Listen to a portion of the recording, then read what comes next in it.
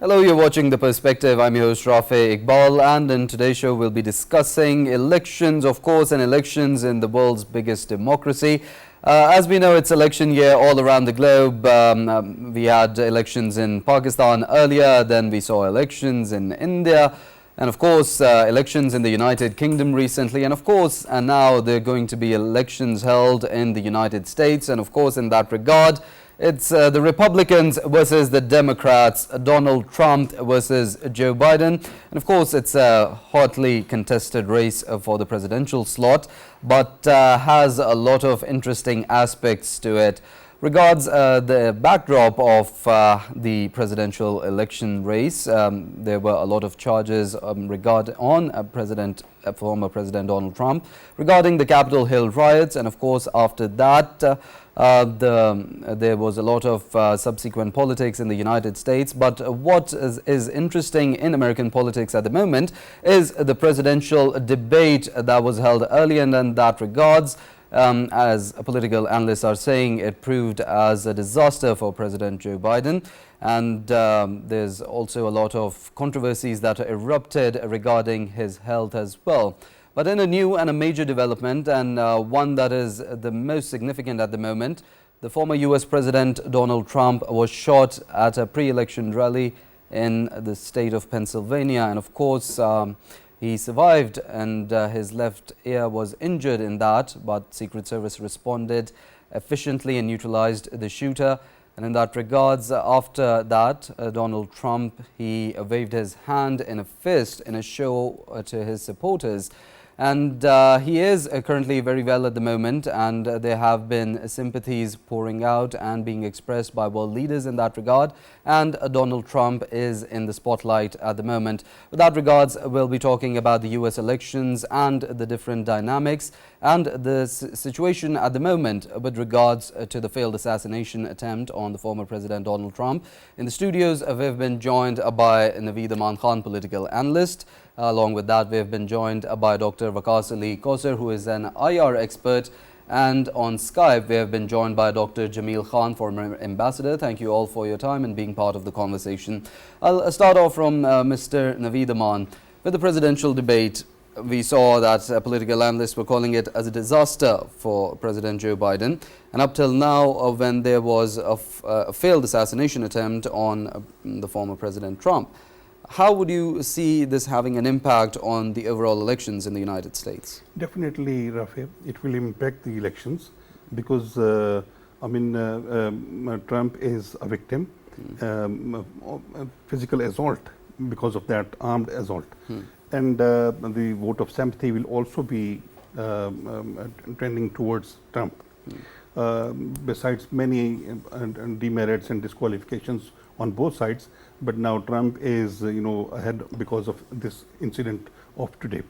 Number one is if we just analyze the US society or politics, we understand that or we come to know that this society, US society, has long been a polarized society, intolerant society since 18th or 19th century.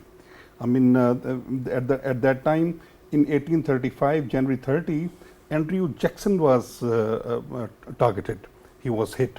And then Abraham Lincoln in 1865, James Garfield in 1881, William McKinley 1901, and John F. Kennedy in 1963. They were shot dead. And then if we move forward, many others are attempted or targeted. Among those are Mr. Theodore Roosevelt, 1912, and Ronald Reagan in 1981, Donald Trump now in 2024. And besides all this, George Bush, Clinton also, they were also targeted, but they survived. This shows the whole temperament of politics or politicians or American society. A long list of targeting the presidents or the presidential candidates, and many of them have died. It shows that superpower which is governing the entire world, is very unsafe even at this level. Right. Though they search every one person who comes to US, search physically, or they ask the one who comes to remove the dresses or even shoes.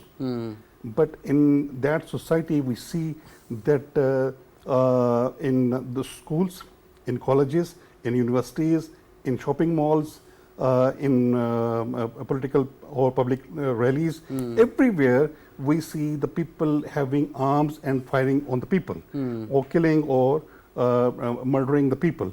So that society has become very unsafe for the entire world. On one side they say that the terrorism may come from outside to US, but we see that from within the US, terrorism is affecting the US, and it shows that the policy of the CENTCOM or the policy of the Republican and the Democrats, which leads to the entire world, has reflected in the US society, and they also have become violent, intolerant, or hard-headed.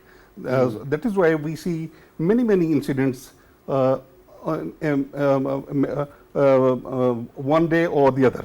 Definitely. In that regards, I'd like to include Dr. Jamil Khan in the conversation and ask him his views regarding the failed assassination attempt on former President Trump. And of course, what impacts do you think it will have on the elections in the United States, considering in the presidential debate, the political analysts were already calling it a disaster for President Joe Biden and saying that it has put him in a tight spot? No, that's right. In fact, it would not only have a domestic connotation, but it would also have an international impact of the election of the United States, forthcoming election on the 5th of November.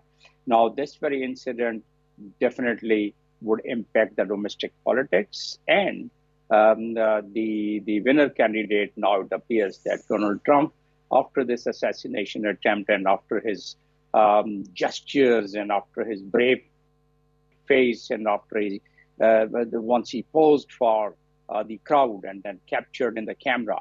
So that has really resonated in the United States American society, that he is the person who's brave, as compared to 81 years old Joe Biden, who in the debate was quite wavering and almost lost, and he himself stated that because he was traveling and he was not well rested, therefore he could not perform well. He started trying to recover in past two speeches at different occasions, Joe Biden, but now after this assassination attempt and Joe Biden's and Trump's reactions afterward, that, in my view, next 2-3 days' time we'll have the poll and we'll find that the graph would go much higher. Now, at least some of the analysts, including myself, we feel that Joe Biden, who had lost about 26% or so votes after the debate, now it appears that Donald Trump is going to gain an edge. Now, next week in the formal Republican National Convention, Trump is going to nominate his vice president also, and he has also already said that he would definitely go make a speech and he would appear in that Republican National Congress, which means even if he's advised otherwise, he has already made an announcement. And why not? Because he has made an announcement. He knows that that's the day of the nomination, formalities or formal nomination, and then also his vice president candidate would also be nominated. It leads us to one definite point, that such incidents do not happen in the vacuum. Such incidents, there are certain grounds, there are certain atmosphere, as the Russian says, that the atmosphere was created and Joe Biden is to be blamed for creating this atmosphere. Well, that's their perspective. But then the blame game also starts happening around, and within the United States, there's so much of messages on X, on Instagram, on other places by name, which I'm coming on that in a while. Now, this young man of 20 years, Thomas Matthew Crook, resident of Pennsylvania, a pure American boy, and at such an age, how his mind was polluted and poisoned.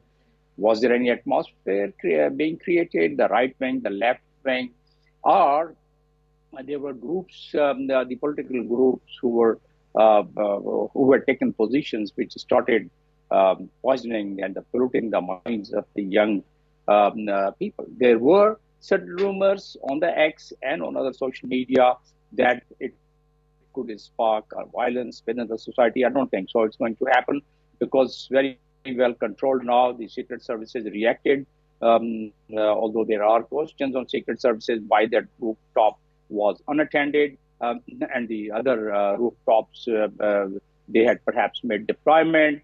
The reaction, however, of the Secret Service were very well trained. I'm personally aware of their training mechanism. So they as per the rehearsal, as per the drill, they reacted quite well, and then they demonstrated that how best can they protect. But it's basically the miracle. Last about 14 times there have been assassination attempt on the presidential candidates in past, and out of those 20 attempts, this seems to be the most serious attempt, where it is just a miracle that Donald Trump, in his normal speech style, sometimes he twists his head on the right, and sometimes he twists his head on the left, and it was just a matter of few millimeters that he twisted his head, and the same moment the attacker he fired.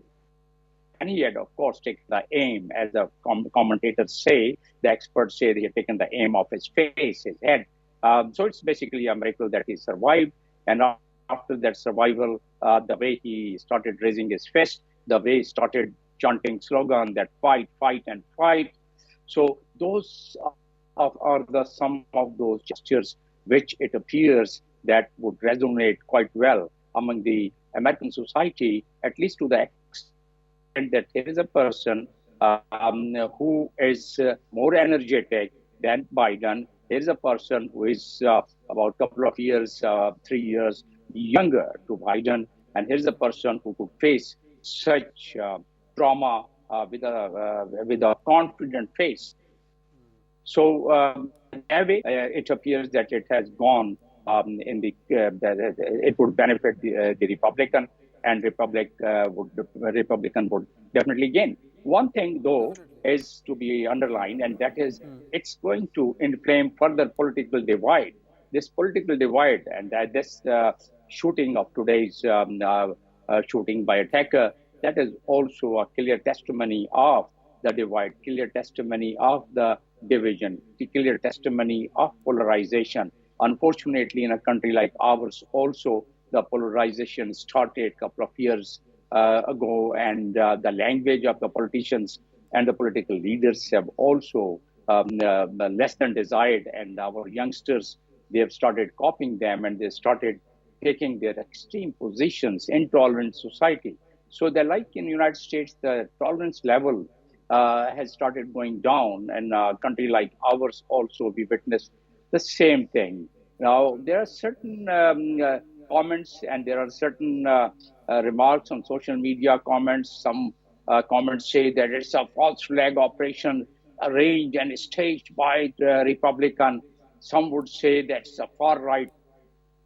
President Biden has ordering. We'll come to the social media aspect as well, because of course everyone has their own opinion on social media, and we see a lot, and there's a lot of different dissent coming in as well. And with regards to that, there's the element of disinformation as well that is of course being spread on social media and is an issue to be tackled. We'll come to that, but before that, Dr. Waqas, I'd like to hear your views as well. On one hand, we have the President Joe Biden, where he's being criticized for his presidential debate and how he performed not that well. On the other hand, with the new development in today, the failed assassination attempt on Donald Trump, with regards to that, he showed power with his fist and showing supporters how he can face such issues. How do you comment on that? No, thank you very much for having me on your show. I guess, I mean, it's to begin with, I mean, it's very sad, and it's an extraordinary times in the history of United States when we see such attempted assassination. The way it happened, and of course, I mean, if you see across the United States and the world, the people have condemned and also showed solidarity to the people. But see, I mean, Donald Trump is master of creating political campaign. That's not a secret. I mean, the way he stood up, raised his fist in defiance, and then saying words like "fight, fight," and of course, I mean, it will go down the history, and I mean, this can be a campaign sort of election-defining moment for him and for America as well. That's the one aspect to it. But of course, as discussed, I mean, this sort of political violence and political polarization within US is I mean, it's witnessing a spike from last. I mean, it's there, but from 2016 onwards, if you see a lot of surveys, young people, even from the both sides, Democrats and Republicans, many surveys show that use of force in politics, I mean, the trend is rising, and that was something worrying, I guess. Now, there could be many factors. Of course, Trump, sadly, himself have been a very, I mean, known as a person who is very dominating, very aggressive on many. I mean, if you see Nancy Pelosi's husband, who have been sort of hammered, I mean, he's been sort of taunting, I won't use the word mocking maybe, but in his speeches and all that. That's not something very, I guess, encouraging for US politics. But having said that, how does this impact the elections? Of course, I mean, we need to see how the narrative is shaped. I mean, the first interaction that you spoke about, I won't say that, I mean, it was an inflated sort of statistics given by Trump and incoherent speeches given by given by Biden. But of course, it's still, I mean, 4 months long time. But this, of course, event would definitely shape many political realities within US, because if you see on some social media and even very responsible Republicans also trying to shift the blame towards Democrats. Of course, that's how now the politics work over there. So just one thing. I mean, what I want to say that creating that sort of narrative, of course, in coming days, this depends that how the Republicans shape their election agenda, because I don't think so Republicans had much to offer from their previous tenure, and Trump, of course, the Biden, of course, has its own challenges. If you see internationally foreign affairs and foreign policy, it has its own challenges. And then if you see the last interaction of them in that debate, the points like migration and these have been the statistics given by Trump was, I mean, sort of inflated at that time. But Biden didn't have much to sell to its people, honestly. So it's quite, I mean, it's not the race of selecting someone best. I guess they're trying to elect people. I mean, they don't have much more choices, because for both of them, this is the second chance. So they're left with not much greater choice for great hope. But of course, they'll go for their best one from these two. Dr. Waqas, when you mentioned Trump is the champion of electioneering, do you see the failed attempt as a part of the election campaign? Not really. Absolutely not. I mean, it was one of the near-death experiences, if you see that. And I guess from whatever the political ideologies and identities and likes and dislikes all of us have, one must realize that this such sort of political violence and is not acceptable anywhere. I mean, sadly, if you see over the period of time, the populism particularly, and this sort of more aggressive political violence across the democracies in the world. I mean, if you see these populist regimes and leaders, they have been emerging. And this trend actually is more dividing in the societies, given that the societies are facing tremendous challenges. And a time when you need more tolerance, you need people, those who can bind together, they can collaborate and collectively move ahead. But it's sad that more populist leaders are taking the lead in the world politics. So there could be, I mean, it's too early to say what exactly is the reason behind that. But of course, as Ambassador said, 20 years old guy, I mean, influenced. They might be analyzing the factors what influenced him to take such actions. I mean, having gun license or not, I mean, there have been great debate in elections as well. Definitely. the Republicans and Democrats. That's been one of the very great argument in between them. That's should the people have the arms, the possession of arms or not. But of course, this entire debate, if you see, when he mentioned about Reagan, I mean, the studies at that time showed that it was, of course, an increase in his voter base constituency from 7 to 10% for first 2 3 months, but later it subsided. So it would be too premature to say that it would have a very big sort of impact on the US political landscape. But of course, it will be there. There would be a sympathy vote. And then if you see the son of the Trump son, he just tweeted, and at that time after the incident, and the others also. So trying to, of course, tell the people that Trump's image, like somebody who can fight, who can resist, who is more aggressive in Giving nature. him the hero image. So that's yet to be seen in coming days how it unfolds. Definitely. Mr. Naveed, I'd like your views, considering how there's a lot of criticism on President Joe Biden. Do you think the Democrats could have found a better nominee for the presidential race if there's so much criticism going on for Joe Biden? Definitely. We have earlier discussed in the same program last week. I was of the view that both of the parties, the Democrats and the Republicans, they don't have that choice which they should have. Both the candidates are not the choice of a superpower or the choice of Democrats or Republicans. I mean, it seems that they are barren. They have become a barren society, that they don't have any other very scholarly or very dynamic political figure in their party to represent US nation. So both of the candidates are unfit for the presidential stature. I don't think that Trump is suitable or Joe Biden is suitable, not considering their age, their way of politics, their ideology, their the myth of politics they carry. It shows that both of the parties should have given chance to their alternative candidates to lead that nation. So newer faces. Dr. Jamil, I'd like your views, and I'd like to ask you why when we talk about President Joe Biden, of course there's a lot of criticism regarding his health, regarding the presidential debate, and there was also talks on finding a different nominee for the Democrat side.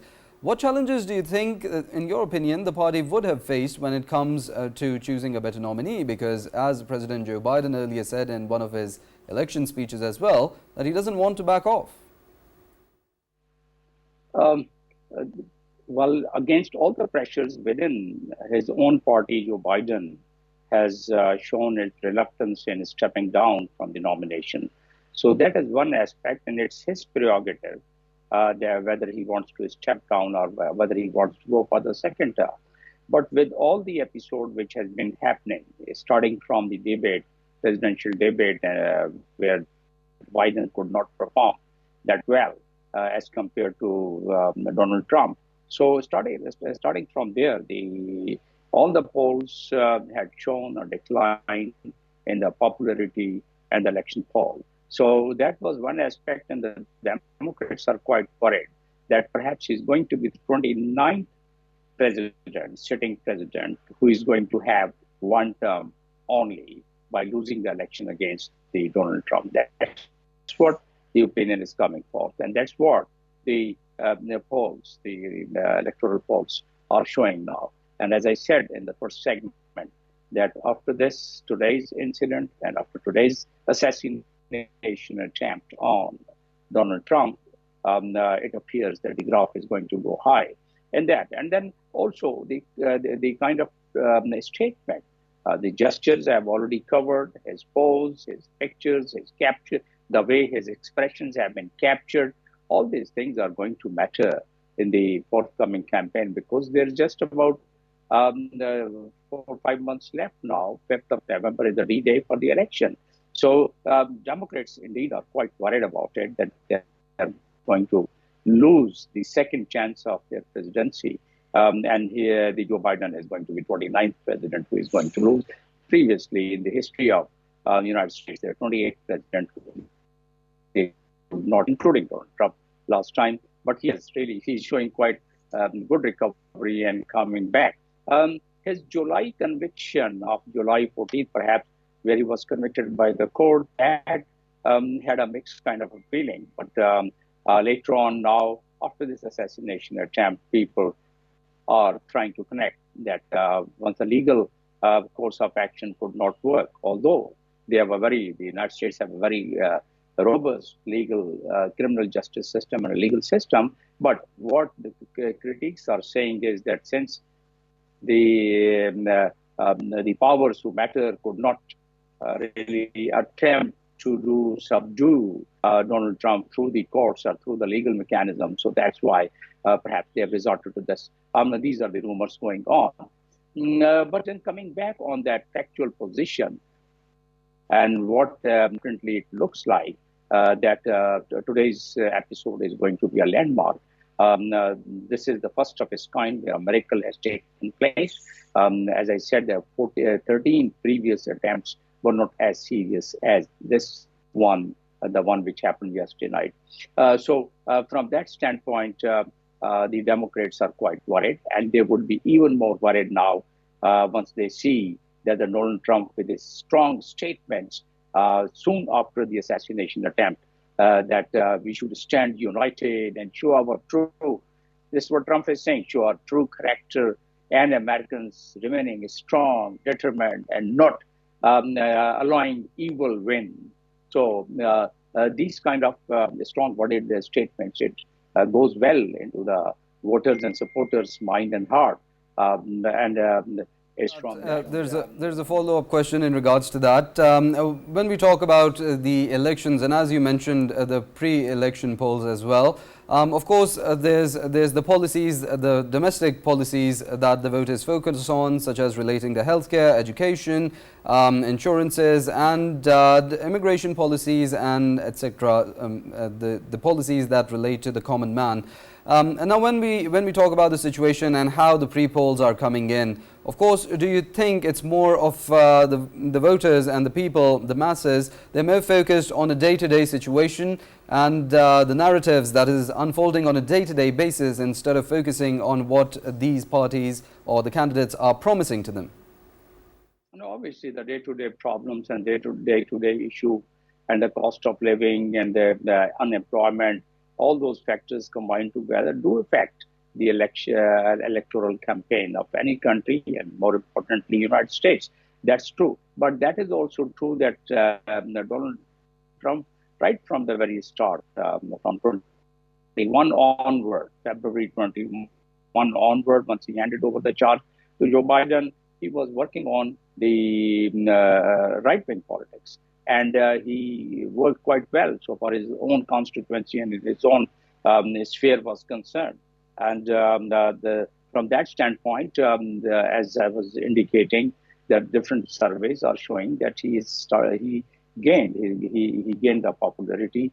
We can call it a divide, we can call it a polarization, but whatever it is, Donald Trump has worked on from one angle, that is the right-wing angle, and he has his own policy on the immigration, on taxation, on trade, on the world affairs, and you have heard him saying how he's going to resolve within 24 hours Ukraine problem, and I quoted to you in the previous segment what Russian's spokesperson, Mr.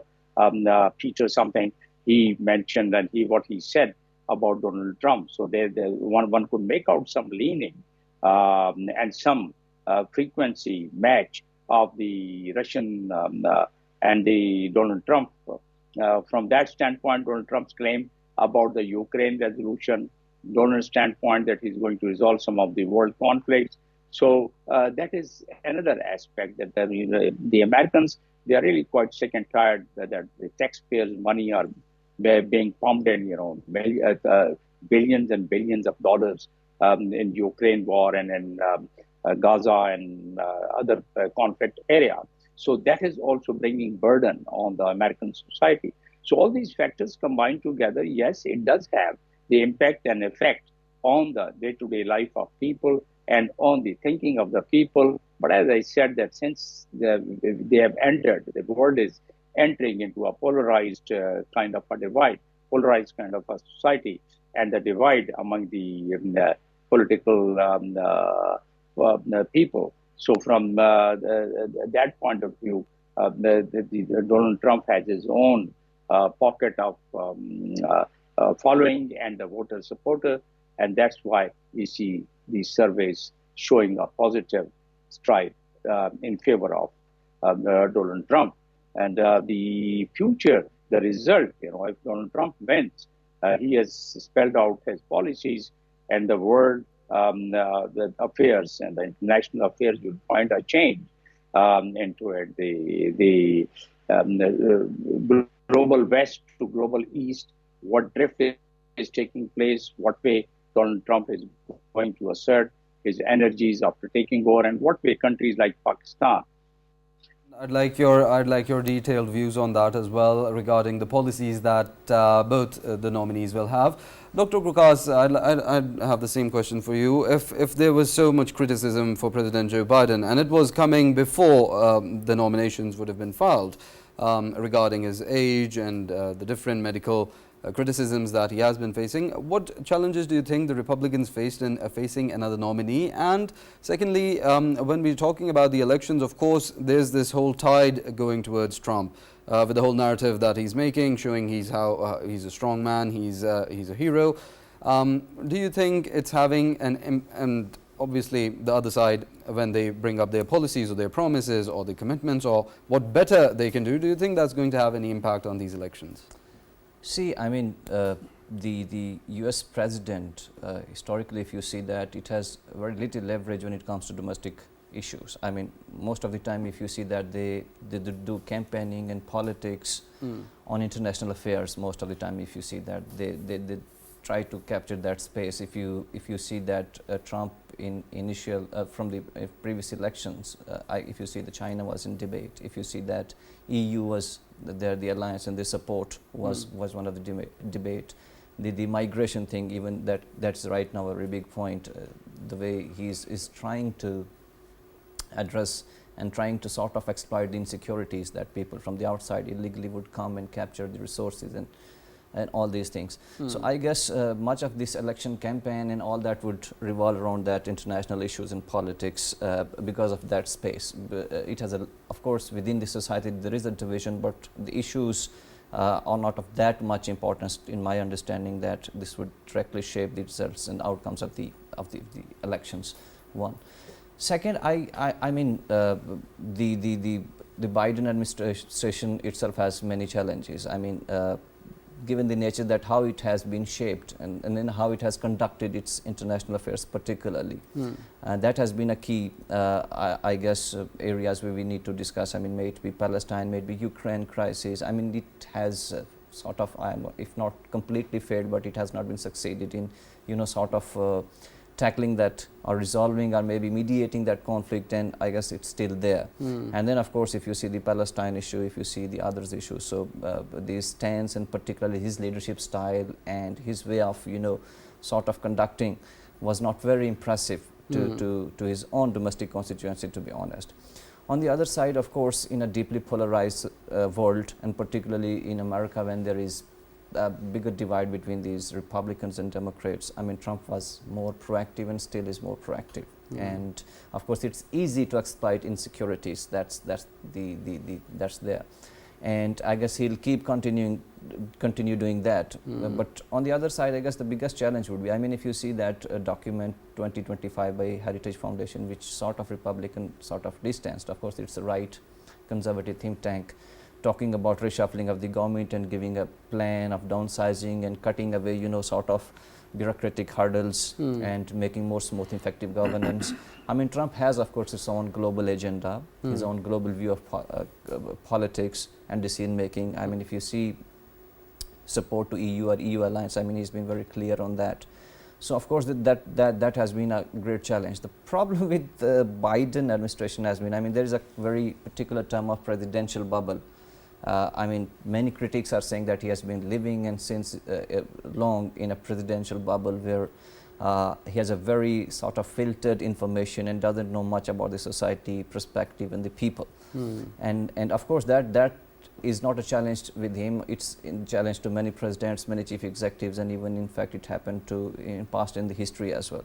So he was sort of, still people are saying that unable to sort of navigate that challenge or come out of that bubble, because he's still asking that are the people looking for some alternate candidate from the Democrats. He thinks he is capable of delivering. He thinks that he's well in the campaign and he can do better. But of course, today's event can also have a strong impact and criticism, and it will be sort of analyzed and explored in multiple ways from security labs. I mean, in past, both the parties and particularly the leaders of the parties have been very explosive against each other. They have been, I mean, if we talk about the Trump, the Democrats also calling him the sort of existential threat. So of course this would create lot of debate in coming days. But one important thing is that Trump, of course, I guess less than 48 hours there would be the national convention. He is the candidate from the Republican. But on Biden there would be more pressure. But I don't see they are coming up with some alternate candidate. But a lot depends how now Democrats shape this entire conversation. And I guess the important factor would be what FBI and other agencies come up with their findings, and how what was the motivation of this person, how does he shape, I mean, at one of the I guess reports, in fact they're saying he was a registered Republican.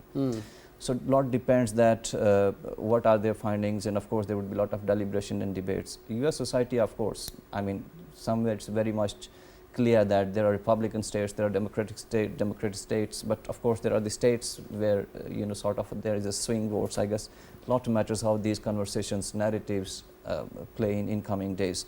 But importantly, US is of course a world superpower, having its role in politics, domestic and international, of course. So a lot depends how the consequence would definitely shape the European Union relationship.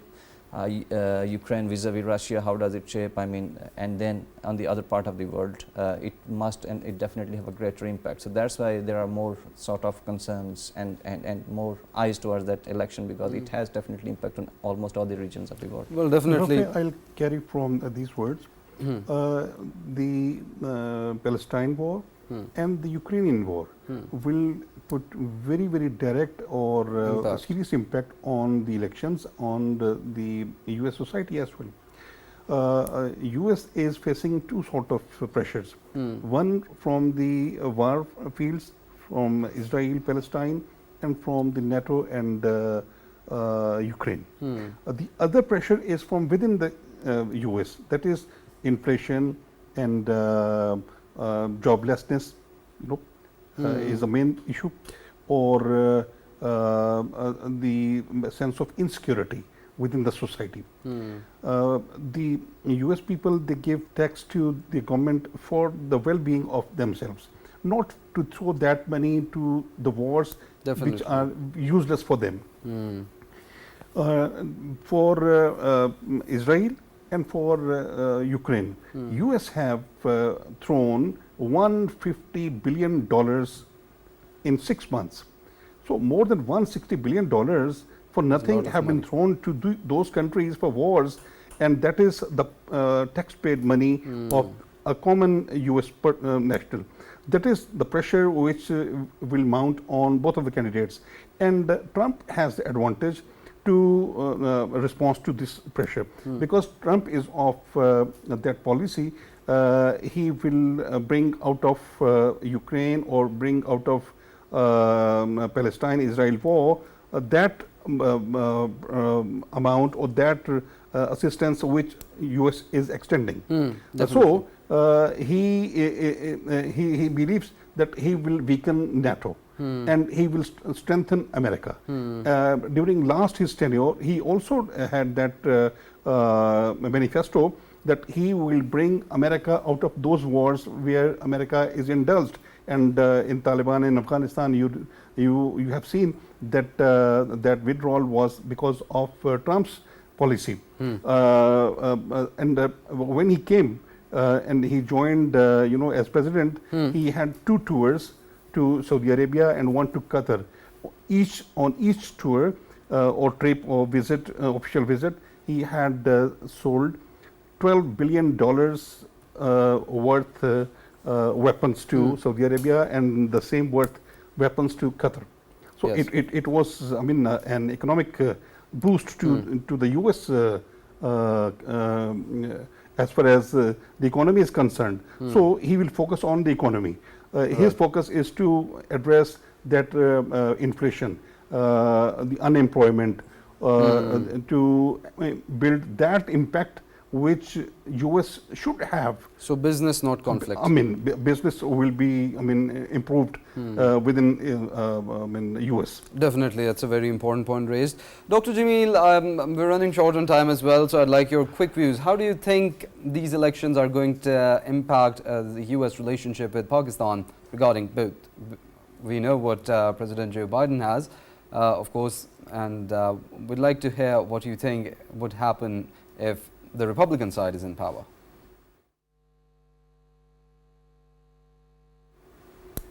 Dr. Jamil, can you hear us? Dr. Jamil, if you can During unmute his your last mic. tenure, during the last tenure of Trump, he has demonstrated some of his actions were not in harmony with the establishment. Otherwise, U.S. foreign policy is normally well structured, but from Trump, you can expect that he could break that very traditional foreign policy, and therefore one could expect kind of a knee-jerk type of decisions in the foreign policy once he wins. But towards the Pakistan, by far he had a normal and very mutually benefited to the extent whatever was possible, although there was a blame game initially he made, but subsequently he corrected himself. All the allegations which he's been leveling against Pakistan. Now, it all depends what way our foreign ministry and our diplomats there or elsewhere, they are able to just make the grounds in a way that Trump do not go back to his January 20 statements where he had blamed Pakistan in a very manner. So from that standpoint, yes, one has to start really working on those points, and I'm sure our foreign office is working in that direction to make sure that he gets the right kind of a feedback. There are Pakistanis in the Democratic Party, Pakistani origin in the origin Americans in the Democratic Party, and I think Pakistan and Pakistani community there, they should also engage with such people so that the forthcoming president, and obviously we have to really identify all the state secretaries, possible state secretaries in the new cabinet, and our community, our people, our foreign ministry, they should start working.